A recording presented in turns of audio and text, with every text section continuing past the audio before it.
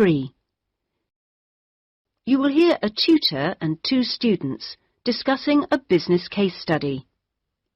First, you have some time to look at questions 21 to 24.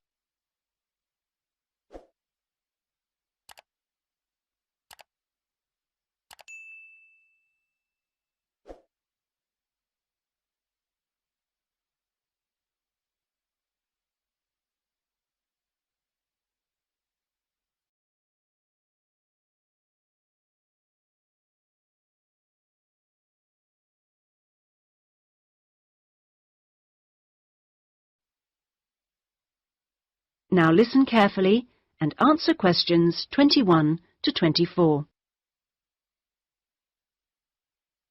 Right, Jason and Karen. Now, I asked you to look at the case study for Box Telecom as part of your exam assessment. It's interesting because they're in the middle of problems at the moment, and I want you to track how they deal with them. Let's start with you, Karen. Having read through the case study, can you just summarise what the problems were that Box Telecom had to take on board? Well, of course, what first came to their attention was that despite a new advertising campaign, they were suffering from falling sales, and this is something that had many causes. On top of that immediate problem, what had also happened over the last 2 years was that although they had invested in an expansion plan, they had to face up to increased competition.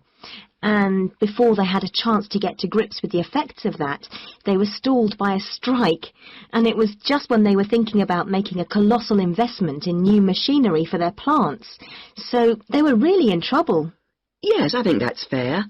And, Jason, now you contacted the company, didn't you?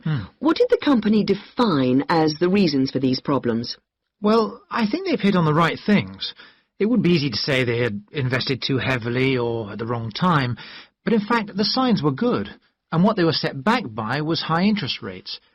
At the same time, their longer-term problems, which were affecting their market share, were eventually credited to poor training, and having looked at the details in their last report, I think that's right. Before you hear the rest of the discussion, you have some time to look at questions 25 to 30.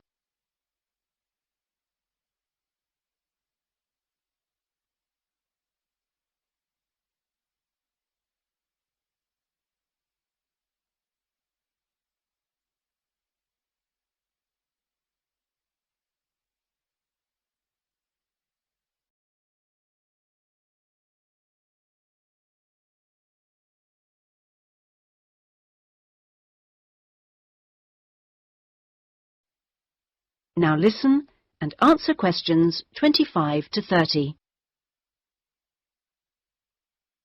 So, on to the larger issues then. Karen, what do you think the company will do?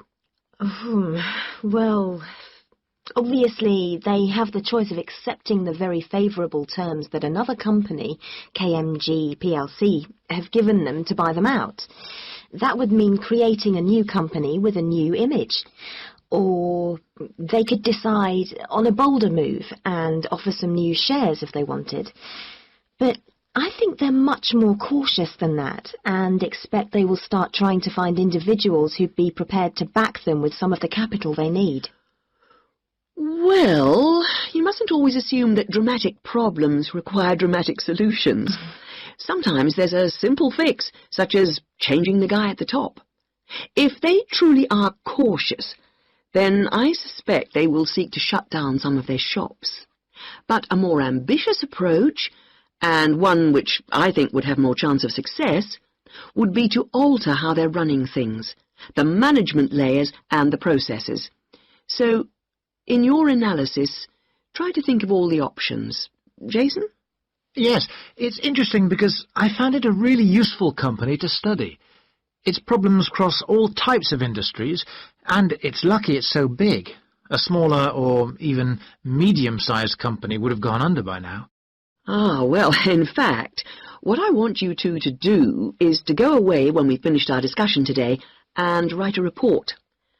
We've looked in general at the telecommunications market in the UK over the last few sessions, and I want you to take Vox Telecom as an example and suggest some ways in which they might overcome their problems and outline the reasons why you think as you do.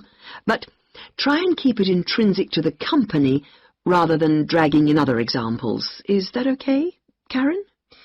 Yes, I think I can do that. Personally, I've got great hopes for it. I think it will recover. That advertising campaign they did was very strong, and they're very innovative with their products. They set new trends. The company's got to recover, don't you think, Jason? I'm not sure.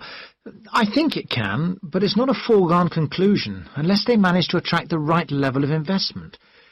The company definitely needs a boost, and to attract more highly skilled workers if their recovery is to be long-lasting. When I was talking to the marketing manager, he said to me that he thinks the company had got a great management team. But he would say that, wouldn't he? But they are suffering from having to work with outdated production machinery, and that could cost a lot to put right. Well, personally, I think the stock market is to blame. I think they were expecting too much of the company, and then inevitably it looked bad when it didn't perform. The market should have had more realistic expectations. And I disagree with you about the advertising campaign, Karen. That's where they could do with some innovation to get sales kick-started. Anyway, let's see what you come up with those. That is the end of section 3. You now have half a minute to check your answers.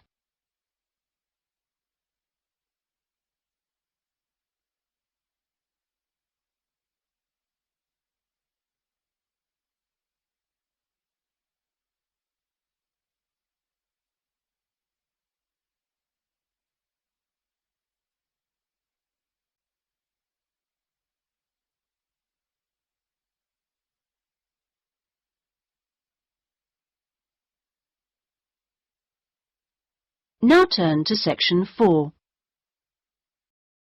Section 4. You will hear a university librarian giving a talk to new students. First, you have some time to look at questions 31 to 40.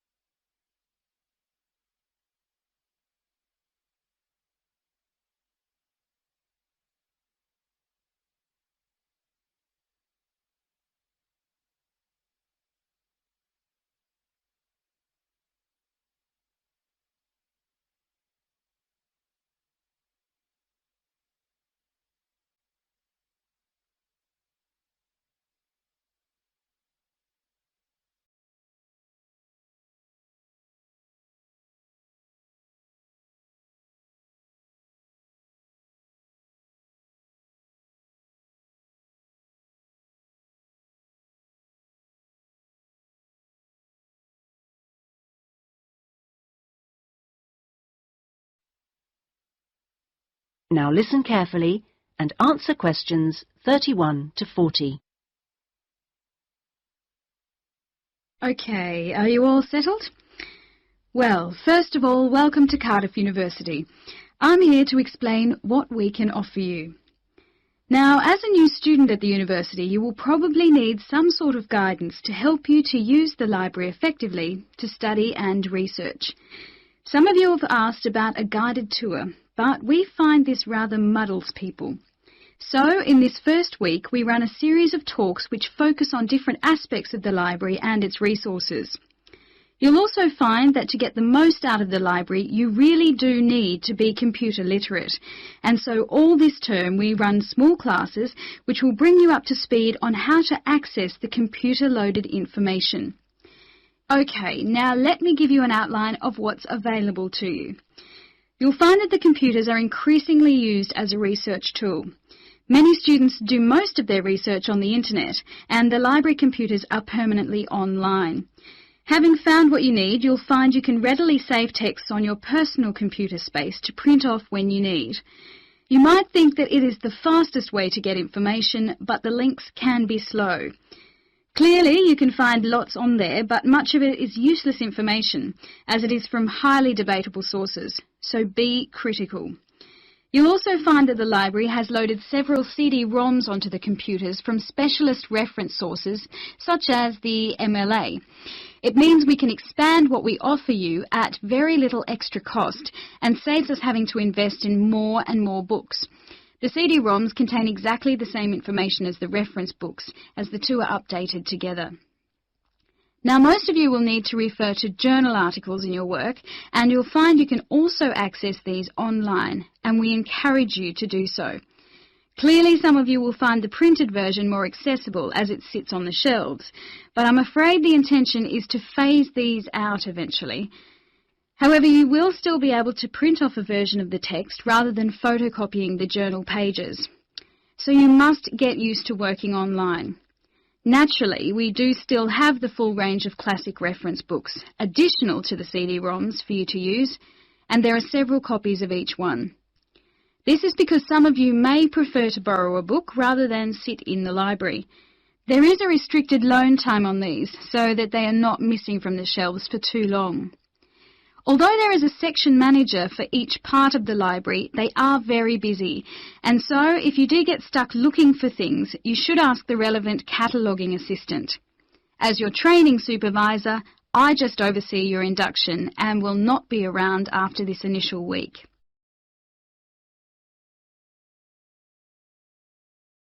Some of you may be interested to know that the library is offering specialised training sessions on writing a dissertation. Obviously, this is not relevant to those of you who are undergraduates. It is just for postgraduates.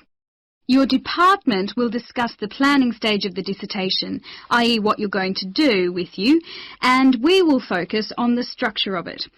However, the training will also include some time on the computers. I realise most of you know how to organise files, but we can show you the different ways to run data programs. Your tutors will tell you at the outset how to set out the chapters they require, but you will need to ask them how they would like you to organise the bibliography, because it varies depending on your subject area. When you've got something together, the trainer here will look through the draft version for you to see if it's okay. And one final point, for those of you who have registered from abroad, we can offer individual sessions on dissertations if you feel you need them. If you require language lessons, then they are available from the International Centre next to the Law Department.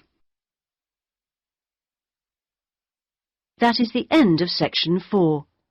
You now have half a minute to check your answers.